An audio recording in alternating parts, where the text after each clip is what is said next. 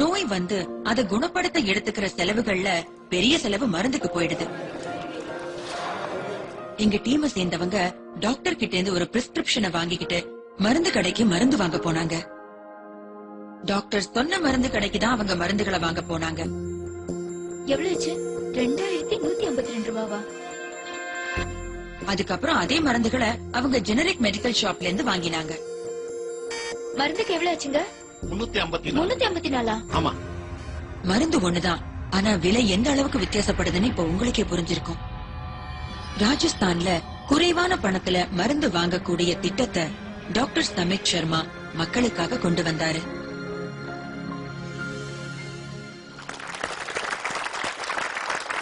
எனக்கு ரொம்ப ஆச்சரியமா இருக்கு டாக்டர் சமித். எங்க கரஸ்பாண்டன்ட் ஒரு கடையில மருந்து வாங்க போகும்போது ஒரு கடையில அவங்க அந்த மருந்த 2000 ரூபாய்க்கு வாங்கிருக்காங்க, அதாவது 2000 rupees கொடுத்த. சரி, ஜெனரிக் மெடிசன் ஷாப்ல அவங்க மருந்து வாங்கினப்ப அதே மருந்துகளுக்கு 300 ரூபாய் தான் வாங்கிருக்காங்க. அது எப்படி?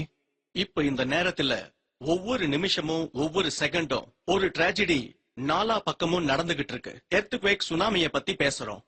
அதுல பல பேருடைய உயிர் ஒரு செகண்ட்ல போயிடுது. அதை விட அதிக உயிர்கள் இந்த டிராஜடியால போயிடுது. அது என்ன டிராஜடி? அந்த டிராஜடி அதாவது இந்த மருந்துகளோட விலை ரொம்ப குறைவுதான். ஆனா நம்ம மார்க்கெட்ல இருந்து அதை வாங்கும் பொழுது அது நமக்கு 5%, 10%, 20%, சில சமயம் நம்ம 50%க்கு மேலேயும் விலை கொடுத்து வாங்குறோம். இப்ப நம்ம இந்தியாவிலேயே பாத்தீங்கன்னா 40 கோடிக்கும் மேல இருக்கிற மக்கள் 2 வேளை சாப்பாடு கூட இல்லாம தவிக்கிறாங்க. அவங்க எங்க இந்த மருந்தை வாங்க போறாங்க? இதனால நிறைய பேருக்கு மருந்து கிடைக்கலங்கிறீங்க. WHO சொல்லுது, சுதந்திரம் கிடைச்சு 65 வருஷத்துக்கு அப்புறமும் இன்னைக்கும் இந்தியாவில 65% மக்கள் இந்த சாதாரண மருந்து வாங்க முடியாம தவிச்சுக்கிட்டு இருக்காங்க. முக்கியமான மருந்துகளுக்கு அதோட விலையால அவங்களால அதை வாங்க முடியல. சரி, இப்ப நீங்க இந்த ஜெனரிக் மெடிக்கல் ஷாப்னு சொன்னீங்கல்ல, அத தமிழ்ல எப்படி சொல்றதுன்னு சொல்லுங்க. கொஞ்சம் விளக்கி சொல்லுங்களேன். நான் உங்களுக்கு தெளிவா விளக்கி சொல்றேன். ஜெனரிக்னா இந்த மருந்துக்குள்ள ஒரு சால்ட் இருக்கு, அது அந்த மருந்துக்குள்ள இருக்கு. அது பேர் கெமிக்கல் நேம். அது கெமிக்கல் நேம். சரி, நான் இப்ப உங்களுக்கு இன்னும் புரியும்படியா விளக்குறேனே. இப்ப இந்த பொண்ணு பாருங்களேன், ரொம்ப ஒல்லியா இருக்கா. இப்ப நான் டாக்டரா இருந்தேன்னா அவகிட்ட சொல்லுவேன், ஒரு கிளாஸ் பாலை காலையிலயும் ராத்திரியும் குடிங்கன்ட்டு. ஆனா துரதிருஷ்டவசமா இந்த மருத்துவ உலகத்துல நம்மளால இப்படி சொல்ல முடியாம போயிடுச்சு. எருமப்பால குடின்னு நாம அவகிட்ட சொல்ல மாட்டோம். ராமண்ண வீட்டு எருமப்பால குடிங்க நாம அவகிட்ட சொல்றோம். இதுதான் பிராண்டிங். இப்ப அவன் அந்த கடைக்கு போறா, அவன் சொல்லுவான் 500 ரூபாய் லிட்டர்னு, வேணும்னா வாங்குன்னுவான். 30 ரூபாய்க்கு கிடைக்கிற பொருளுக்கு 50 ரூபாய் கொடுக்க வேண்டியது. அதேதான். அதாவது டயபெட்டிஸ்க்கு நான் ஒரு மாத்திரை வாங்குறேன்னா, அதாவது பிராண்டட் மருந்து வாங்கினா அதுக்கு என்ன விலையாகும்? 117 ரூபாய்க்கும் கிடைக்குது. 117 ரூபாய்க்கு கிடைக்குதுங்க. சரி, அதே மெடிசனை நான் ஜெனரிக் மெடிசன் ஷாப்ல வாங்கினா அங்க எவ்வளவுக்கு கிடைக்கும்? வெறும் 1 ரூபாய் 95 காசுக்கு 10 மாத்திரை கிடைக்கும்.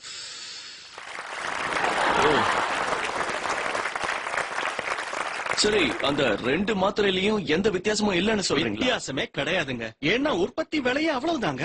மேனுஃபேக்சரிங், பேக்கிங், டிரான்ஸ்போர்ட், அதோட ரீட்டைல் பிரைஸ் இருக்கு, அதாவது மார்ஜின் பிரைஸ் எல்லாமே சேர்த்து அவ்வளவுதான். குறைவாவே கிடைச்சிடும். கேன்சர் சம்பந்தப்பட்ட ஒரு விஷயத்த சொல்றேன். சொல்லுங்க.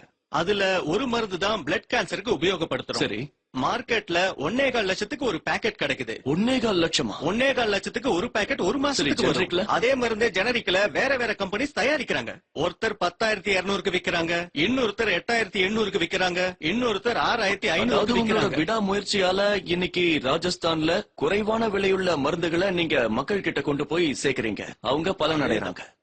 பிரமாதம். சரி, டாக்டர்ஸ் பிரிஸ்கிரிப்ஷன்ல எழுதும் போது ஜெனரிக்னு ஏன் எழுத மாட்டேங்கிறாங்க? ஏன் பிராண்டட் எழுதுறாங்க? இத சொன்னா நான் இருக்க மாட்டேன். இல்ல, உங்களுக்கு ஒண்ணும் ஆகாது. ஒரு புது மெடிக்கல் பிராக்டிஷனர் பிராக்டிஸ் ஆரம்பிக்கும் போது அவங்க கிட்ட கம்பெனிஸ் உடைய மெடிக்கல் ரெப்ரசன்டேட்டிவ்ஸ் இருப்பாங்க. சேல்ஸ ப்ரமோட் பண்றது அவங்களோட வேலையாவே இருக்கும். பேசிக்கல் வேலையே அதுதான். எங்க மருந்து இருக்கு, அதை எழுதுங்க, அது ரொம்ப நல்ல மருந்துன்னு சொல்லுவாங்க. டாக்டர்ஸ் அதை தான் எழுதணும்னு அவங்க பிரஷரைஸ் பண்ணுவாங்க, டெம்ப் பண்ணுவாங்க. இதோட காரணமா தான் குறைவான விலையில கிடைக்கிற மருந்து பல பர்சன்டேஜ் அதிகமா விற்கப்படுது. மக்களும் அதை வாங்குறாங்க. வேற என்ன செய்வாங்க? நாங்க டெண்டர் போடும்போது நிறைய கம்பெனிக்காரங்க வருவாங்க. இந்தியாவில பாத்தீங்களா, நல்ல பெரிய பெரிய ரெப்யூட்டட் கம்பெனிகள்லாம் இருக்கு. அவங்க பேரை நம்ம விரல்ல எண்ணிடலாம். அவங்க எல்லாருமே 70 ரூபாய் மருந்த 2 ரூபாய்க்கு கொடுக்கறாங்க. 2 ரூபாய்க்கு தராங்க, 5 ரூபாய்க்கு தராங்க, 30 ரூபாய் மருந்த 2 ரூபாய்க்கு தராங்க. இவ்வளவு வித்தியாசமா? இத கம்பெனியால கொடுக்க முடியுது. அவங்க கொடுக்கறாங்க, கம்மியான விலையில கொடுக்கறாங்க, நாங்களும் வாங்குறோம். சரி, இன்னொரு விஷயம் கேளுங்க. நம்ம இந்தியாவில இருந்து கிட்டத்தட்ட வருஷத்துக்கு 45,000 கோடி ஜெனரிக் மருந்துகளை நாம வெளிநாட்டுக்கு அனுப்பிக்கிட்டு இருக்கோம். நாம வெளிநாட்டுக்கு அனுப்புறோம். அதேதான் ஜெனரிக், அதாவது இந்த மலிவான மருந்துகளை நம்ம எல்லா நாட்டுக்கும் அனுப்புறோம். ஆனா நமக்கு கிடைக்கிறது நம்ம நாட்டுல காஸ்ட்லியா இருக்கு. இது எல்லாத்தையும் பார்க்கும் பொழுது நமக்கு இன்னும் சுதந்திரம் கிடைக்கல, நம்ம அடிமையா தான் இருக்கோம்னு சொல்லுவேன். நீங்க இதை ஆரம்பிச்ச போது ராஜஸ்தான்ல இதை எதிர்த்து யாராவது வந்தாங்களா? இந்த முயற்சியை நீங்க பாத்தீங்கன்னா எப்படி சொல்றது, நீங்க எதிர்நீச்சல் போடுற மாதிரின்னு தான் சொல்லுவேன். நிறைய பேர் மிரட்டுறாங்க, மாஃபியாஸ் இருக்காங்க, ட்ரக் மாஃபியாஸ் நிறைய பேர் ஈடுபட்டு இருக்காங்க. இதுல முக்கியமான விஷயம் என்னன்னா 100 வருஷமா நடந்துகிட்டு இருக்கிற பழக்க வழக்கத்தை நம்ம மாத்த பாக்குறோம். ஆனா நாங்க எப்பவுமே டாக்டர்ஸ குறை சொல்லவே மாட்டோம். எல்லா டாக்டரும் தப்பு செய்யறது கிடையாது. 50-60% டாக்டர்ஸே விரும்புவாங்க, ஏழைகளுக்கு மருந்து கிடைக்கணும்னு ஆசைப்படுவாங்க. இன்னைக்கு பாத்தீங்கன்னா நிறைய டாக்டர்ஸ் தங்களோட வீட்ல இருந்து சாம்பிள்ஸ கொண்டு வராங்க, பேக்கெட்ல இருந்து காசு எடுத்து நோயாளிகளை குணப்படுத்துறாங்க. அந்த மாதிரி டாக்டர்ஸ் இருக்காங்க. அதனால உங்களுக்கு ஒரு சின்ன உதாரணம் சொல்றேன். எங்க வீட்டுல வேலை செய்யற லேடிக்கு ஒரு சின்ன பையன் இருந்தான். நாங்க ஹாலிடேஸ் கொண்டாடுறதுக்காக வெளியில போயிருந்தோம். ஒரு 10-12 நாள் கழிச்சு வந்த பொழுது வேலைக்காரி தனியா வீட்டுக்கு வரா. அவ எப்பவும் அந்த குழந்தையோட தான் எங்க வீட்டுக்கு வருவா.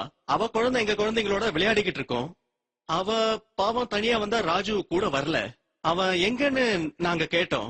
நீங்க போனதும் அவனுக்கு வாந்தி பேதி ஆயிடுச்சுன்னு சொன்னா. அந்த வாந்தி பேதிக்கு அவ மருந்து வாங்க போனப்போ அந்த மருந்துக்கார மருந்துக்கு 400 ரூபாய் கேட்டிருக்கான். அந்த மருந்துக்கு 400 ரூபாய் கொடுக்க முடியாது, என்கிட்ட அவ்வளவு காசு இல்லைன்னு சொல்லிருக்கா. ராத்திரி முழுக்க வாந்தி பேதிலேயே இருந்து அவன் காலையில இறந்துட்டான்.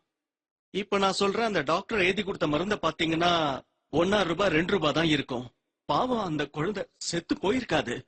65 வருஷத்துக்கு அப்புறமும் வாந்தி பேதியால ஒரு குழந்தை சாகுதுன்னா இதை விட கேவலமான அவமானம் நம்ம நாட்டுக்கு இருக்கவே இருக்காது. இத எல்லாத்தையும் நம்மளால கண்டிப்பா மாத்திட முடியும். நாம எல்லாம் ஒன்னா சேர்ந்து முயற்சி பண்ணோம்னா இதெல்லாம் முடிச்சிட முடியும். இது ரொம்ப சுலபங்க. நாம ஒன்னும் புது ஃபேக்டரி ஓபன் பண்ண வேண்டாம். தப்பா நடக்கிற காரியத்தை நிறுத்தி ஆகணும், அவ்வளவுதான். நண்பர்களே, டாக்டர் சமித்தோட பேச்சில இருந்து நமக்கு ஒரு விஷயம் நல்லா தெரியுது. மருந்தினுடைய காஸ்ட் இருக்கே, அதாவது அதோட மேனுஃபேக்சரிங் காஸ்ட் இருக்கே, அது ரொம்ப குறைவுதான்.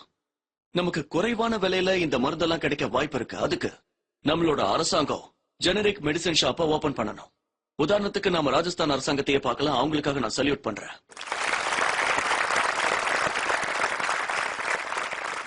இன்னொரு விஷயமும், நீங்க ஒரு என்ஜிஓவா இருந்து ஜெனரிக் மெடிசன் ஷாப் ஓபன் பண்ணணும்னு ஆசைப்பட்டீங்கன்னா department of chemicals and fertilizers உங்களுக்கு 50,000 ரூபாய்க்கான கிராண்டும் கொடுக்கறாங்க. டாக்டர் சமித், நீங்க உண்மையிலேயே ரொம்ப அருமையான சேவையை செஞ்சிருக்கீங்க. இந்த முக்கியமான விஷயத்தை இங்க பேசி எல்லாரோட கண்ணையும் நீங்க திறந்திருக்கீங்க. எந்த நல்ல காரியத்தை நீங்க ராஜஸ்தான்ல தொடங்கி வச்சிருக்கீங்களோ அது எல்லா ராஜ்யத்திலையும் பரவணும், நாட்டோட மூல முடுக்குகள்ல போய் சேரணும். எங்க ஷோக்கு வந்ததுக்காக ரொம்ப ரொம்ப நன்றி doctor Samit. Thank you so much. Thank you.